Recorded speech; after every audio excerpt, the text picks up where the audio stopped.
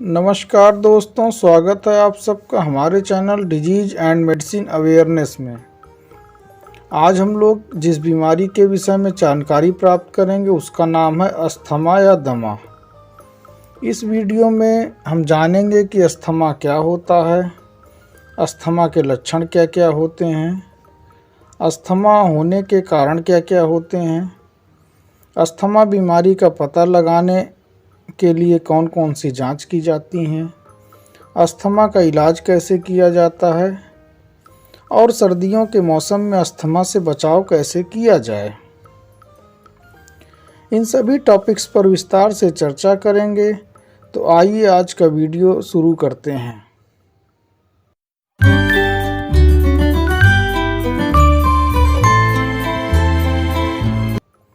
सबसे पहले जानते हैं कि अस्थमा क्या होता है। अस्थमा को ब्रोंकियल अस्थमा भी कहते हैं। यह फेफड़ों की बीमारी है।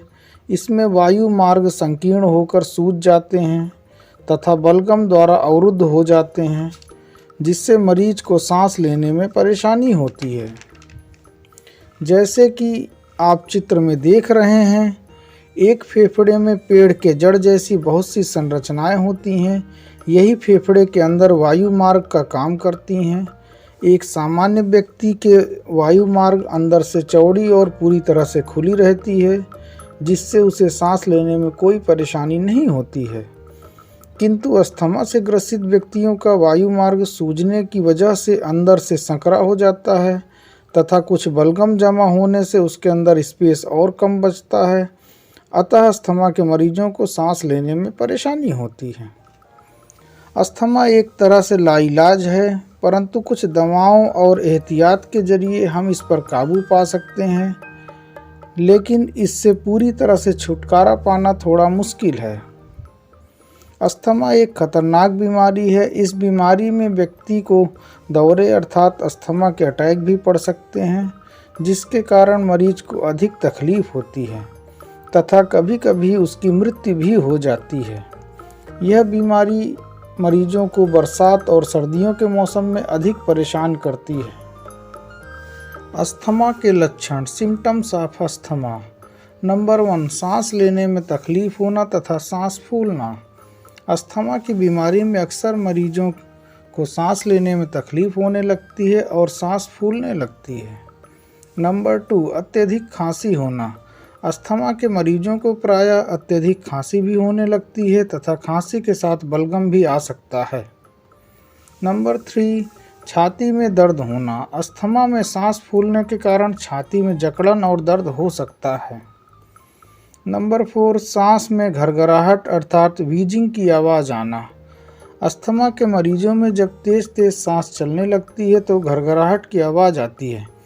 प्रायः अस्थमा अटैक के दौरान सांस की कुछ नलियां बाधित हो जाती हैं, जिससे मरीज को सांस में घरघराहट की आवाज़ उत्पन्न होती है। नंबर 5, सोने में परेशानी, ट्रबल इन स्लीपिंग। खांसी, सांस फूलना तथा घरघराहट जैसी परेशानियों की वजह से अस्थमा के मरीज को सोने में परेशानी होती है तथा नींद नहीं आती है। आइए अब जानते हैं कि अस्थमा होने के कारण क्या क्या हो सकते हैं।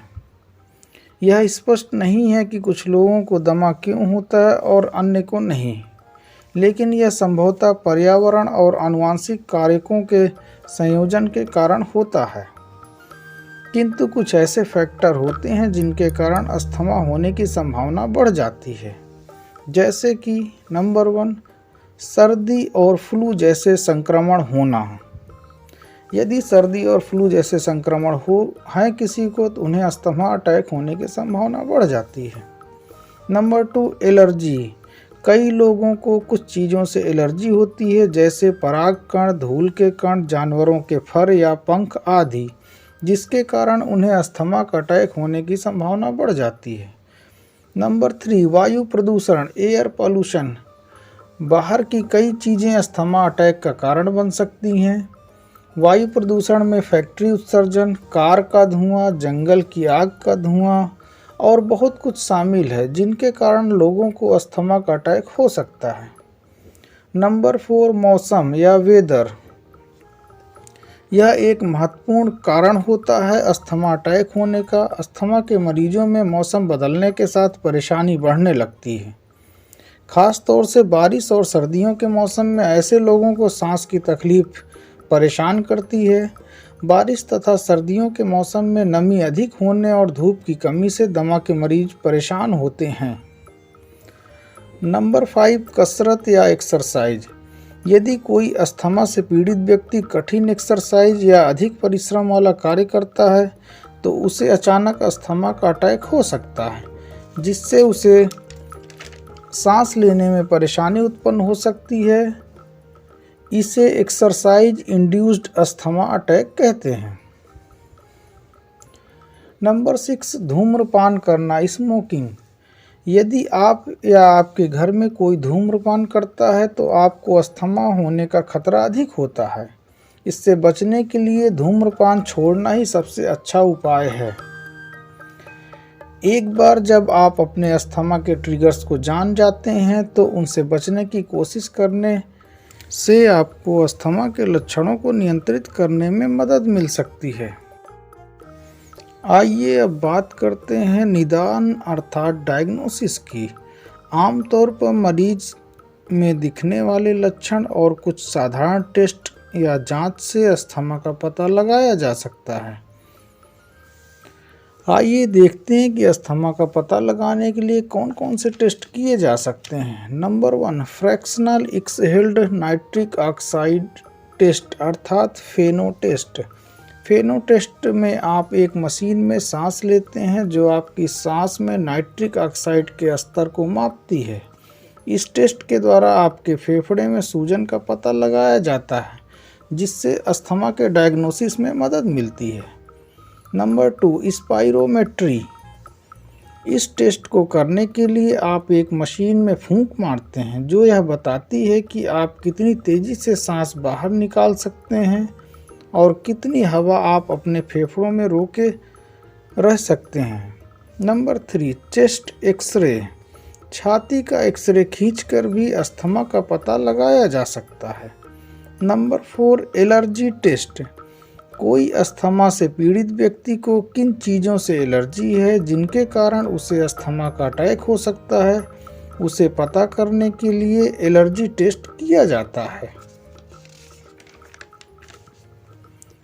अस्थमा का इलाज कैसे होता है? Treatment of asthma.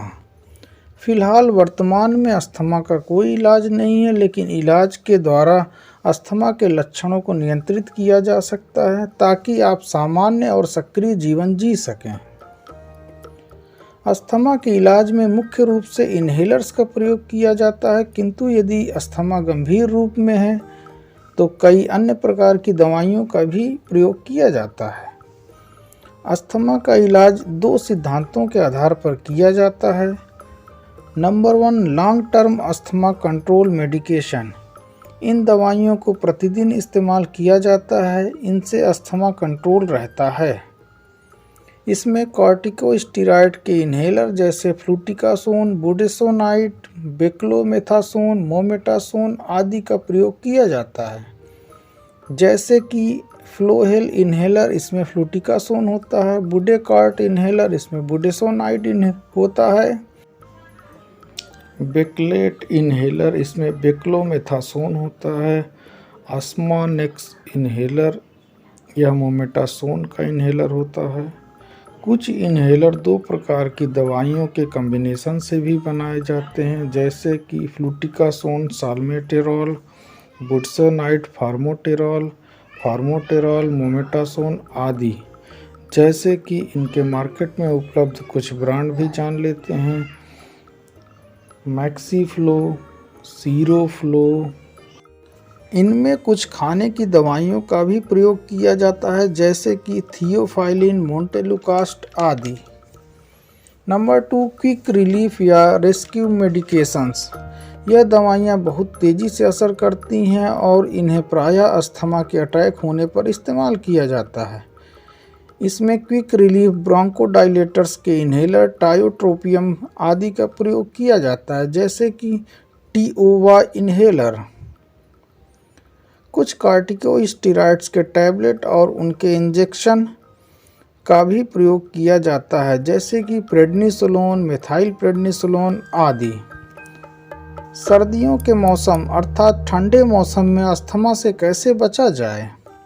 ठंड का मौसम अस्थमा के लक्षणों के लिए एक सामान्य ट्रिगर है। ठंड में अस्थमा के लक्षणों को नियंत्रित करने के लिए आपको क्या करना चाहिए? नंबर 1, अपने आप को गर्म और सूखा रखें। इसके लिए ठीक प्रकार से गर्म कपड़ों का इस्तेमाल करें। नंबर 2, अपने नाक और मुंह पर ढीले ढाले स्कार्फ लपेट लें। इससे आपको सांस लेने से पहले हवा को गर्म करने में मदद मिलेगी।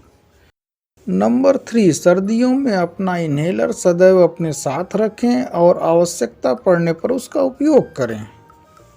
साथियों, आज के वीडियो में बस इतना ही। अगर वीडियो की इन्फॉर्मेशन आपको पसंद आई हो तो चैनल को ज़रूर सब्सक्राइब करें। धन्यवाद।